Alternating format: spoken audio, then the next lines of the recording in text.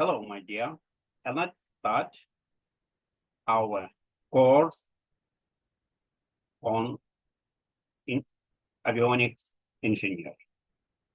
Today, we have lecture number 11, and the topic of this lecture, we will be continuing the previous one, navigation system. Okay?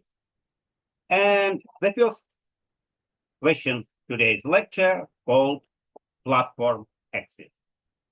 You know, the platform or inertial measuring axis frame, commonly adopted for latitudes below 80 degrees, is an Earth reference axis frame, known as a local level north slave axis frame, or sometimes it's called simply north, east, down, NED axis.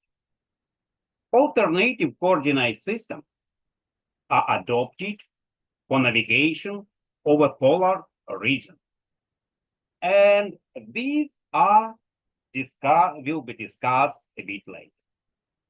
In the case of a stable platform, IMS mechanization, this enables the gimbal angles to provide a direct readout of the aircraft oiler angle.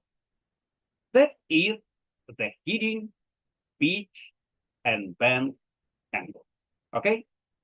It should be noted that the term platform is used in a general sense and can denote a gimbal stable platform or the virtual stable platform maintained in the strapped-down INS computer. As explained earlier in lecture number 9, it is necessary to rotate the gyro-derived reference frame at the appropriate rate, and so that it stays aligned with the local NED axis rate.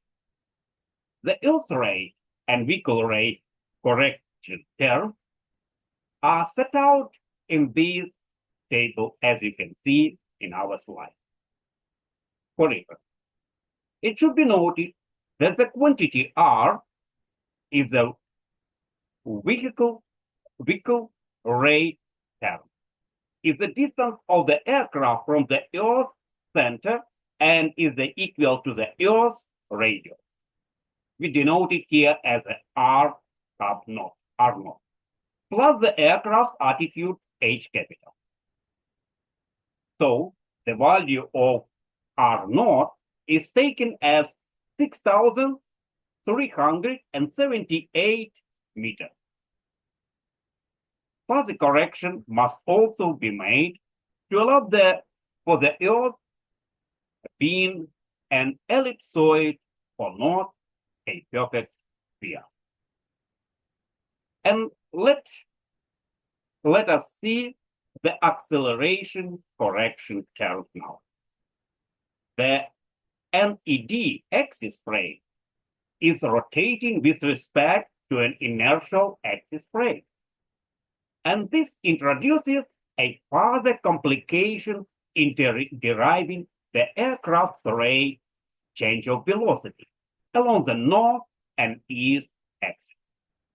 This is because the aircraft's linear motion is defined with respect to this axis, which in turn are rotating with the rotation of the Earth. Okay? Coriolis acceleration are introduced because of the linear motion with respect to a rotating axis frame, as the passing space is our car path. Are you agree? So, Coriolis acceleration are named after the French mathematician who formulated the general principles for the study of moving bodies in a rotating frame, or reference early in the 19th century. Referring to the insert diagram, as you can see in this figure on the left side of this slide, the Coriolis acceleration experienced by a body moving with velocity v with respect to an axis frame, which is rotating at an angular rate of omega. This measures omega measured in radians per second. It's usually omega equal to v omega and is partially at right angle to the linear velocity, and certainly with angular velocity vector.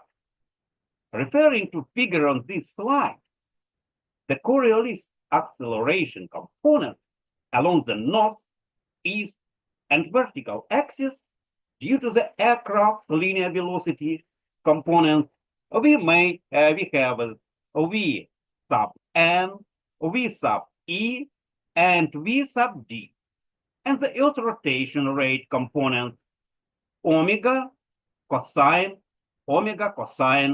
lambda about the north axis, right? And the omega times sine lambda about the vertical axis. Okay? So we have north axis, east axis, and vertical axis, right? The aircraft is also turning in space as it flies over the Earth's surface, as the Earth is spherical, and this introduces centrifugal acceleration component. The centrifugal, let's say strictly speaking, centripetal, okay? So the centrifugal or centripetal acceleration of a body moving with velocity v and tuning at a rate omega, I hope you remember, it's measured in radians per second, is equal to omega v omega, right? The centrifugal acceleration component along the north, east, and down axis are set in this table, together with the Coriolis acceleration component. The down or vertical axis accelerometer measures the gravitational acceleration as well as the vertical acceleration of the aircraft. So that it is necessary to correct the output for the gravitational acceleration g. The gravitational acceleration reduces as the altitude increases and follows an inverse square law. The value of g at an altitude h is given by expression, as you can see on the right side, the bottom right side of this slide. G proportional R0 square divided by the expression in parentheses R0 plus h squared, and all of these fractions times G0. Here G0 is the value of the gravitational acceleration of the Earth's surface. The local value of the gravitational acceleration G0 varies by a small amount with latitude. This is because of the centrifugal acceleration created by the Earth's rate of rotation and the fact that the Earth is an oblate spheroid. Okay? So the relationship in the middle of this slide, G0, equals this expression. Here the first component, G AQ, equals 9.878 meters per square second. Coefficient K is 0.0019 and E squared 0.6694. So the rate of change of the aircraft velocity component along the NED axis, like Vm dot, Ve dot, and Vd dot, are obtained by subtracting the acceleration correction given in this table from the output of the north east down accelerometer. It will be as a n sub n, n sub e, and n sub d. These are virtual accelerometers in the case of strap-down INF. It is instructive to work out the magnitude of the Coriolis and centrifugal acceleration terms in order to assess their effect, if they were not correct. For example, the Coriolis acceleration experienced when moving in a straight line over the Earth's surface with a velocity of 600 kilonewtons, approximately 2 times less, so that 300 meters per second, at a latitude of 52 degrees is equal to 2 times 300 times 7.27 times 10 in power minus 5 times 52 in meters per square second.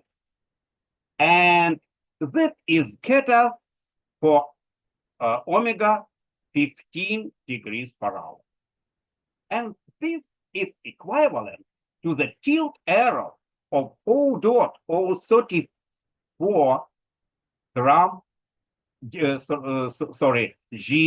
radiosecond. And that is equal as 3.5 milliradian if it be incorrect. So the magnitude of the centrifugal acceleration term VE squared times tangent for lambda over r at the same velocity and latitude is equal 0.18 meters per square second. And this is equivalent to a tilt error of 1.84 milliradian if be incorrect. So the effect of an initial tilt error is analyzed in the preceding section. Tilt errors in a good quality INF are the order of 1.1 milliradian, or it will be equals 0.3 minutes of R approximately. So that it can be seen that accurate compensation must be made for the Coriolis and centrifugal acceleration term, right? Okay, nice. Next topic, today's lecture, initial alignment and gyrocompassing. You know, inertial navigation can only be as accurate as the initial conditions which are set in. It is therefore essential to know the orientation of the accelerometer measuring axis with respect to the gravitational vector, the direction of true north, the initial position, and the initial velocity components to very high accuracy. The two basic references used to align an inertial system are the Earth's gravitational vector and the Earth's rotational vector. The initial alignment process is basically the same in a stable platform and strap-down INF. The difference being that in a stable platform INF, the stable platform is physically rotated to bring it into alignment with the local NED by applying precession torques to the vertical and azimuth gyros on the platform. It is thus easier to visualize. Whereas the strap-down system carries out the axis rotation within the system computer to create, in effect, a virtual stable platform as explained a bit earlier. The leveling operation takes place in two stages. A coarse leveling stage followed by a fine leveling stage using the horizontal accelerometer out. In case of a strap-down system, these are virtual horizontal accelerometers, as the horizontal accelerometers component are computed from the body-mounted accelerometer output using the gyro-derived attitude data. This horizontal accelerometer output is directly proportional to the tilt angle from the horizontal of the accelerometer measuring axis when the aircraft is stationary on the ground. They also contain spurious accelerations and noise due to wind bubbles, fueling, crew, and passengers moving about the aircraft, and many others. The coarse leveling of a stable platform INS is achieved by feeding the horizontal accelerometer output directly into the appropriate torque motors on the vertical gyro. The fine leveling stage, which filters out the noise and spurious accelerations, is achieved by filtering the accelerometer output before feeding them into the vertical gyro torque motors. The filtering process is basically the same as in a strap-down INS, which is covered a bit later. Maybe now. It relies on the fact that the integrated horizontal acceleration component, which gives the horizontal velocity component, and should be zero as the aircraft is stationary on the ground. The accelerometer for an aircraft strap-down INS are generally mounted along the aircraft's principal axis, so that the horizontal accelerometers mounted along the forward and side sleeve axis do not sense a large component of gravity. The pitch and bank angles of the aircraft are small, as the aircraft is normally level when stationary on the ground. I agree with you. Well done. The aircraft attitude integration process using the incremental body angular rotation measured by the pitch, roll, and yaw strap-down gyro, and can be initialized by assuming the pitch and bank angles are both zero. Yeah, right? As these are not known. So, the fine leveling is carried out by using the fact that any tilt error, in our case, delta theta n, delta theta f, here, please, and delta theta e about the north and east axis will couple gravitational acceleration component g times delta theta e for east the axis, and g times delta theta n for the north acceleration component. The horizontal acceleration components are then integrated with respect to time to produce the horizontal velocity components of the aircraft. These horizontal velocity components should be zero as the aircraft is stationary on the ground. Any resulting horizontal velocity components that are measured are therefore fed back appropriately to correct the tilt and level the system. The leveling loops are generally third-order loops using the integral of the velocity error as well as the velocity errors as control term. The feedback gains are also vary. And figure on this slide shows the fine leveling and gyrocompassing loops. A coarse azimuth alignment with respect to the true north is made to be seen a degree or so using, say, magnetic reference. The fine alignment to achieve the required accuracy is accomplished by the process of gyrocompassing. During the gyrocompassing phase, the computed heading is adjusted until the component of the Earth's rotation spent by the gyros about the Earth's axis is zero. As shown earlier, the components of the Earth's rate of rotation, omega capital, about the north, east, and down axis at latitude lambda may be expressed as this three simple expression. North with cosine lambda, east axis absolutely equal zero, and vertical axis proportional sine lambda, latitude lambda.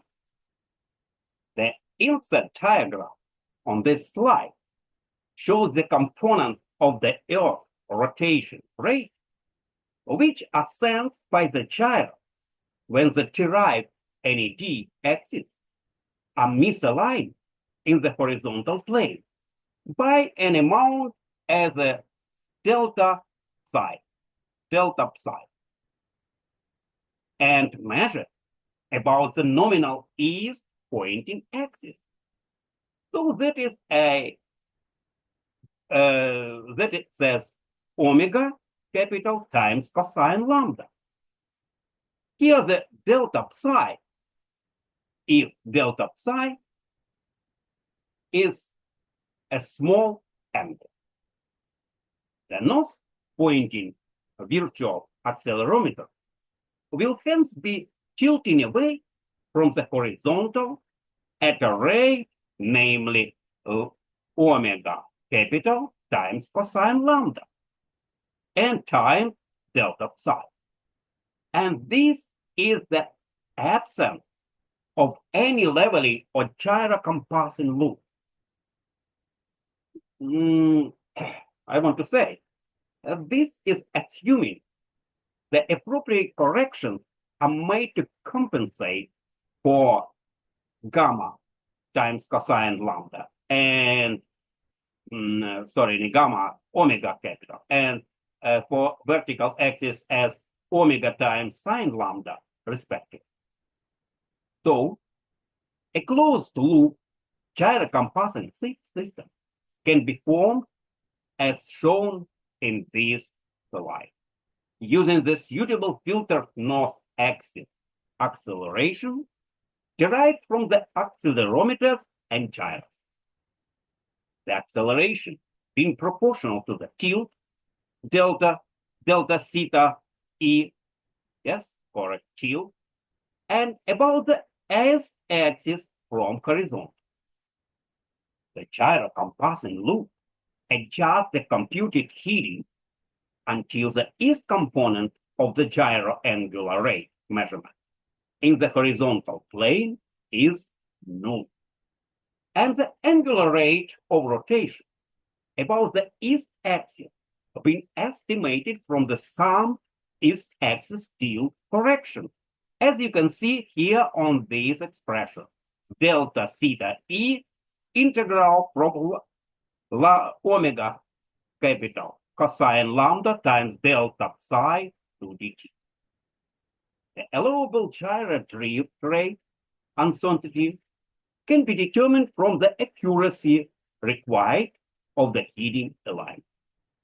For example, if an accuracy of 4.1 degree is required for a latitude for 45 degrees, and then the component of the Earth's ray transit at this latitude with a misalignment of 4.1 degrees is equal 0.1 divided by 57.3 times sine 45 degrees per hour.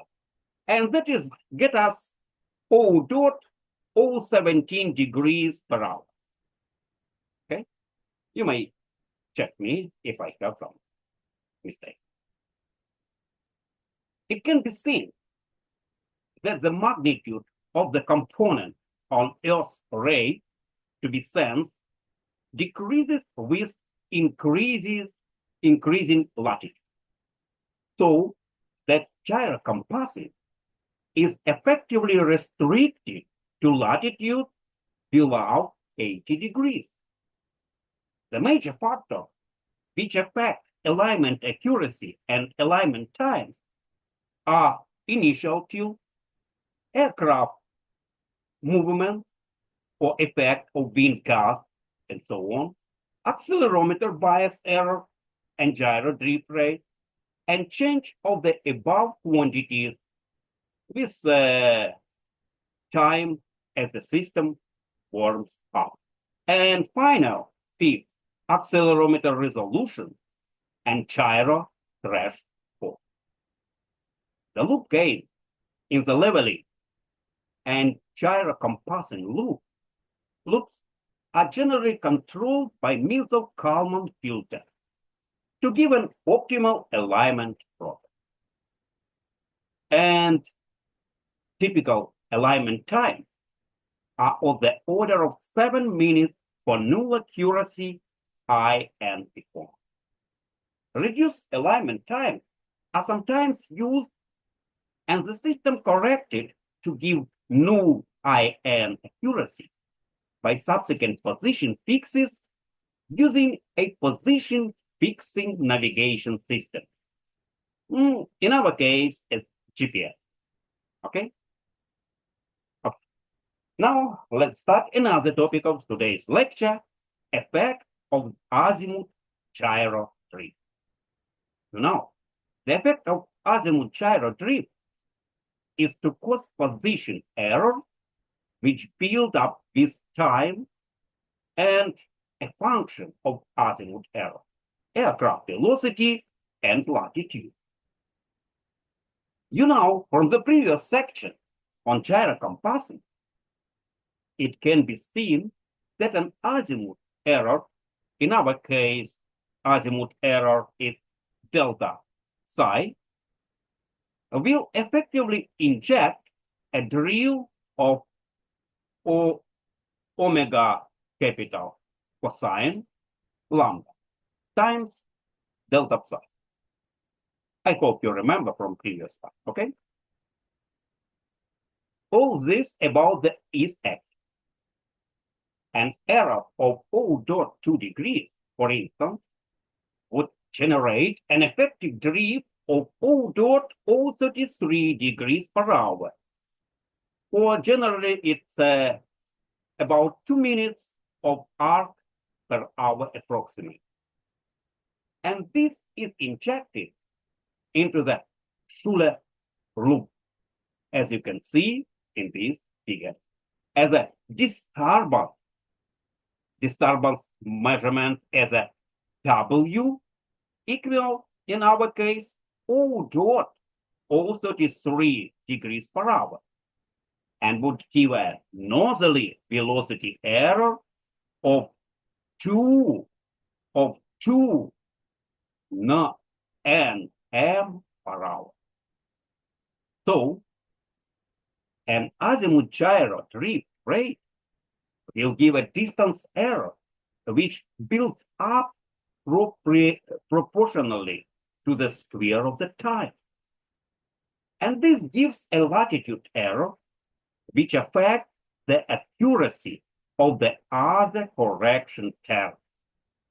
In this case, we may say the meridian convergently term. It's in our case, it's VE over R. VE over R time as a tangent lambda, causing still Fuzimo error to build up with time.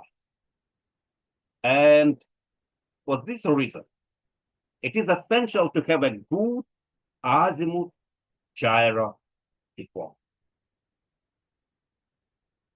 Let's start another topics for today's lecture: vertical navigation channel. It has been shown in previous lecture that Schulet tuning effectively constrains the error build-up with time in the horizontal channel of the INS. But unfortunately, however, there is no such action in the vertical channel, and small error in computing the vertical acceleration correction term. All are integrated with time. In fact, the vertical distance error builds up exponentially with time. As been explained a bit earlier, the principal correction term for the vertical accelerometer channel are next. First of all, as a gravity, because gravity varies with altitude according to the inverse square law. I hope you remember, because the gravitational acceleration of attitude 8 is given by this expression: G proportional G naught and R naught square over R naught plus H square. Here G naught is the gravitational acceleration at the Earth's surface. Errors in correcting for the variation in gravitational acceleration with sky result in a vertical distance error, which builds up a cosine angle function from time. And also, gravity varies over the Earth's surface and has anomalous value in certain places. Second component, centrifugal acceleration. A vehicle moving over the Earth's surface is describing a circular trajectory in space. And so, we'll experience a centrifugal acceleration. Centrifugal acceleration is VE squared plus VN squared over the radius. Okay? Here the V sub E and V sub N are the easterly and northerly velocity components, okay, of the vehicle respectively. And third component, Coriolis acceleration, the component of the Earth rotation rate, as you remember, the same omega capital times cosine lambda about the north axis, and combined with the easterly velocity V sub E and generate a Coriolis acceleration along the vertical axis, which must be equal to 2 times V sub E times omega capitals times cosine lambda. But it should be noted that there is also a small centrifugal acceleration due to the Earth's rotation, which slightly modifies the local value of gravity. Monitoring of the inertially derived height with some other sources of vertical information, such as barometric pressure, attitude from the air data system, or a radio altimeter, is thus essential for a long-time operation. The standard atmosphere, which is used to derive the pressure attitude from the static pressure measurement, already explained earlier. Error can arise in attitude or height and derived from the static pressure. However, due to the variation in the left rate, the height of the drop of force in the sea level temperature and pressure. Even though a datum is established before takeoff, gliding or diving through a non-standard atmosphere, because one which differs from the assumed standard, and all of this can result in error in the high rate up to 8%, with corresponding errors in the high. An inertial system is accurate over a short period, provided it is correctly initialized, and it also has an excellent dynamic response. The optimum mixing of inertially derived and moreover barometrically derived is thus able to compensate to a very considerable extent for the deficiencies present in the individual sources. The stages in deriving an optimum mixing system are briefly outlined a bit later. So, for now, consider first the simple second-order mixing system shown in bold lines in this figure. Only bold line. The baro-inertial feedback loop is capable of being opened, and the chains of K1 and K2, which determine the damping and response times respectively, which are also capable of being varied. The system response can be shown to be given by this expression for H1 on the bottom. Here, H is the through height. HP is the pressure attitude. And delta AD is the uncorrected vertical acceleration error.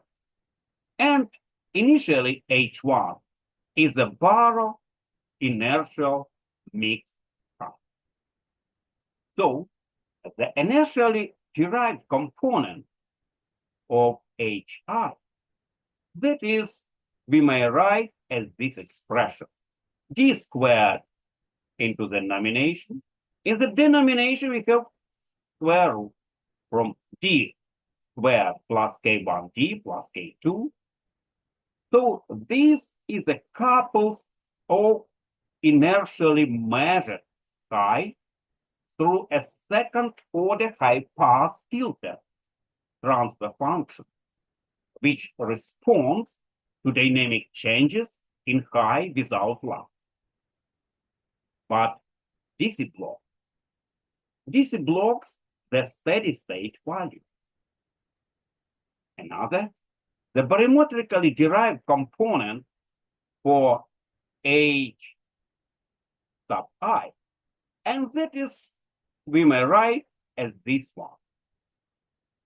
This is a coupled, the barometrically derived high through a low-pass filter, which smooths the pressure high signal and attenuates the noise present in that filter signal.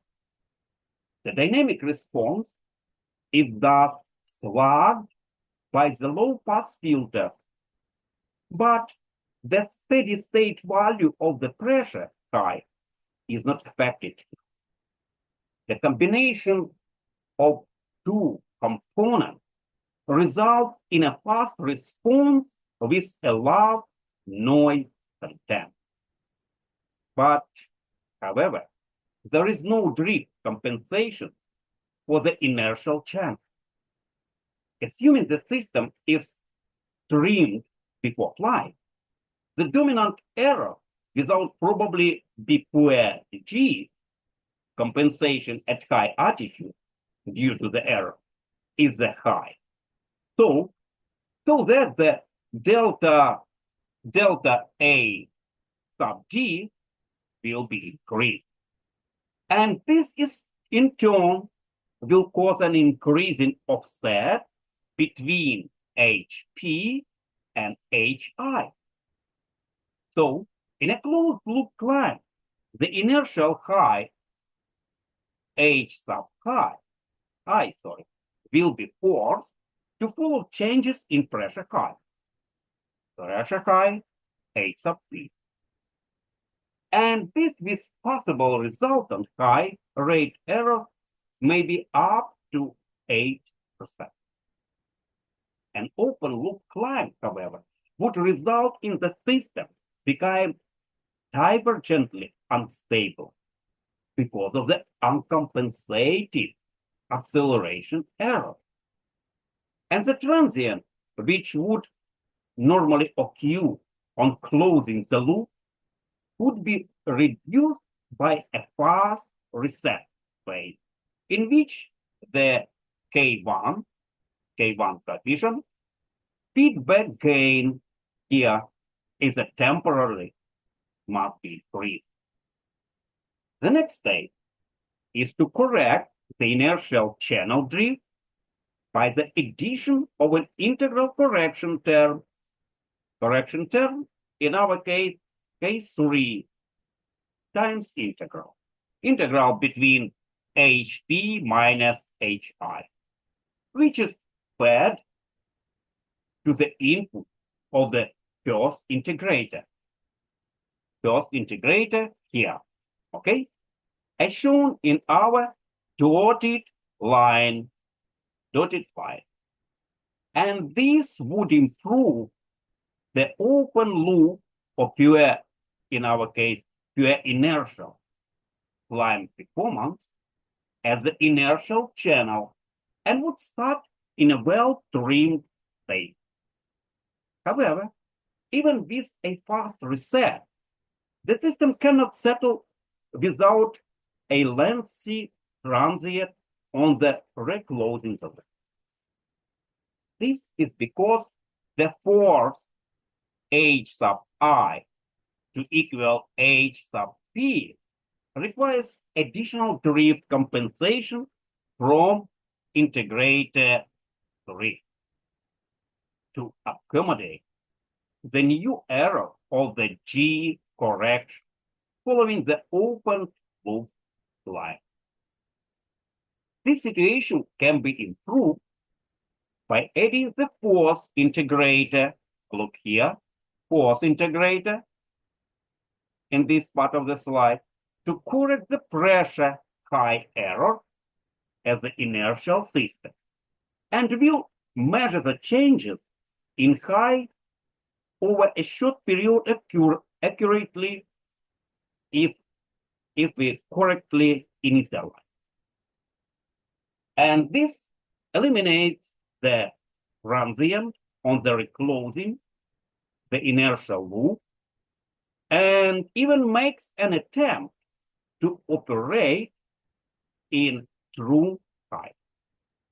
Optimum performance over the flight envelope requires the gains K1, K2, K3, and certainly K4 to be varied. And this can be effectively achieved by means of a Kalman filter. This is a Kalman filter that turns in the covariance matrix, which compares the errors in the system state variables, reflect the previous history of the system.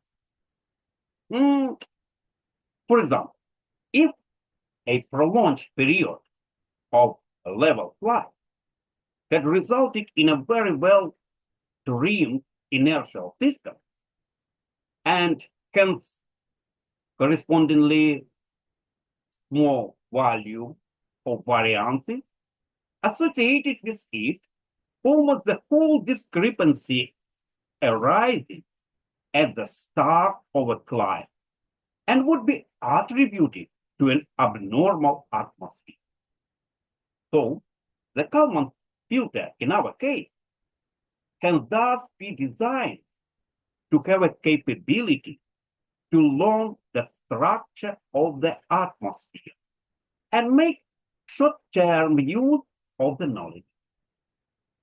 Mention has been made a bit earlier of the importance of being able to derive the aircraft velocity vector from the ground speed vector v sub g, ground speed vector.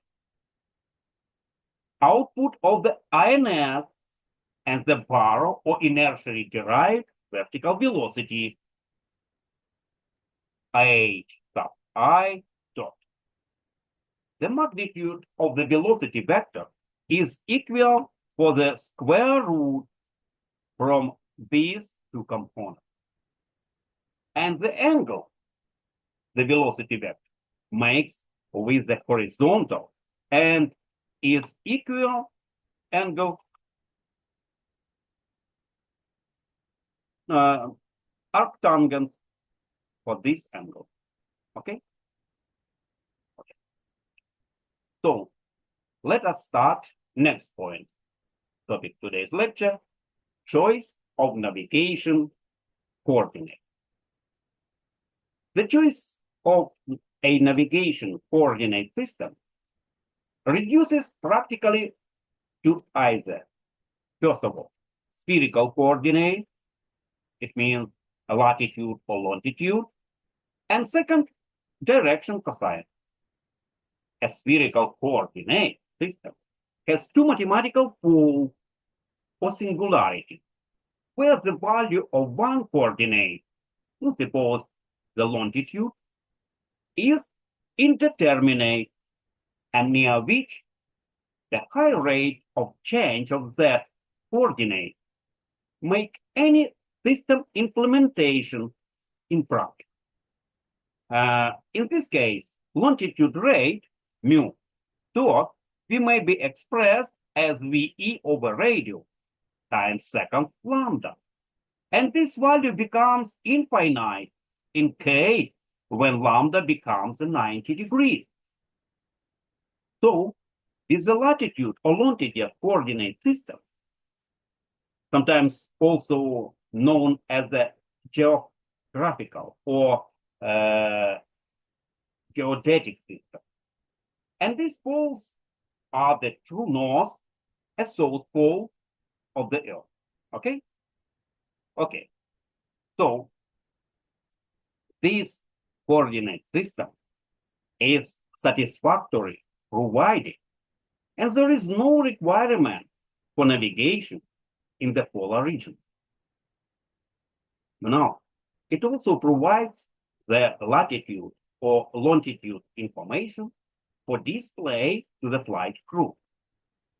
When polar navigation capability is required, there are three possible ways to overcome the difficulty. And these ways, namely a spherical coordinate system with the pole removed to some other region, and an unipolar system, and the third component as a direction cosine. Okay? So, the spherical coordinate system with transverse pole gives rise to added complications in the ellipsoidal correction because of the asymmetry which results from the misalignment between the main coordinate axis and the axis of the geographic ellipsoid. I hope you remember that Earth is a not ideal ellipsoid. In general case, our sphere with our oceans and mountains, the poles and equators, it's, correctly say, geoid. The figures that describe, the correct describe geographically from geographical physics of the sphere of geoid. So, space does not permit the unipolar system to be discussed at length. It is a compromise solution. which has just one singularity, or which may be made the source pole if Arctic navigation is required, in our case, this for instance.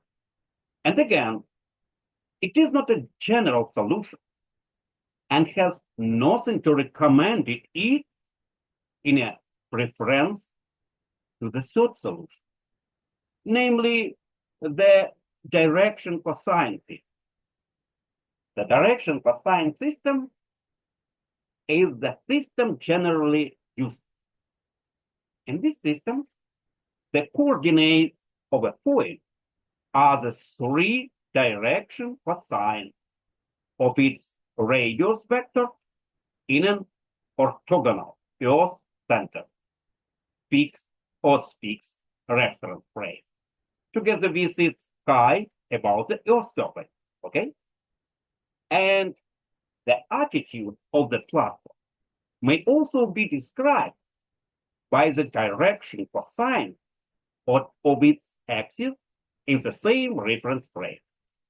And this system has no singularity. And the basic computations are not significantly more involved than those for latitude and longitude computation, and present no problems to the modern microprocessor-based system. And that's very nice, okay? So an additional separate computation is required to derive latitude and longitude for display purposes. But this presents no significant problems.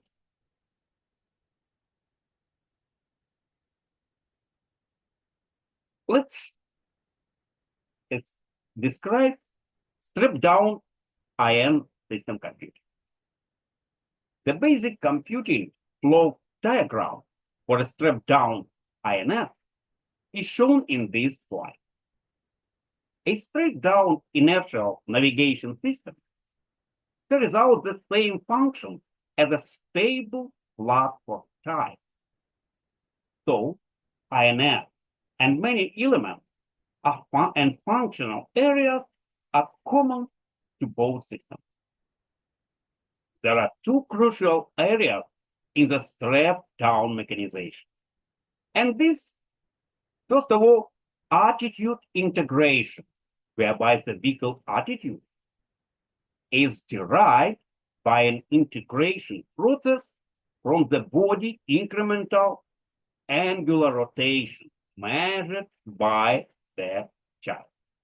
And second, accelerometer resolution, whereby the corrected output of the body mounted accelerometers are suitably resolved to produce the horizontal and certainly vertical acceleration components of the aircraft. The derivation of the aircraft attitude from the strap-down gyro out by continuously updating the four Euler symmetrical parameters, each iteration period has been explained in previous couple lectures. So, very high accuracy is required in the attitude integration process. And the integration period should be as short as possible. An accurate integration algorithm must be used. Usually, it used Runge-Kutta algorithm. The orthonormalization of the transition matrix is essential using the constraint equation for the Euler parameter. These constraints, we have four elements squared that should be in totally equals 1. So the derivation of the equivalent or virtual, horizontal, and vertical accelerometer output from the body mounted accelerometers will already explain in several lectures before. But for this moment, I want to stress that should be noted that the velocity increment derived from the pulse rate out of the three-body mounted accelerometers may need to be corrected to allow for vehicle rotation during the integration interval when the velocity increments are being accumulated. And this correction are known as Coriolis body rotation correction and have been left out up to now for simplicity. Okay?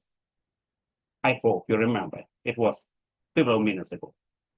And the computing system, after deriving the equivalent north-east down accelerometer output and transforming the coordinate frame rates from the local NED axis to aircraft body axis, is that the same as for a stable platform mechanization. The implementation of a strap-down INS shown in this slide. The aim is to give the student an appreciation of the small number of solid-state modules required. And this comprises four components. First, the inertial measuring unit, IMU, comprising three orthogonally mounted laser gyros and three orthogonally mounted accelerometers. Second, the processor module carrying out all the processing tasks just described, and also monitoring and self-test functions. Third, the interface module carrying out all the interfacing tasks. And fourth, the power supply unit for all. The complexity resides in the software and the processor and interface microchip.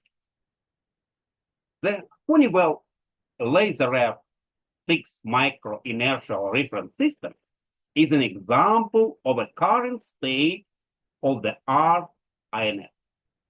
The inset illustration and the data are published by courtesy of the Honeywell.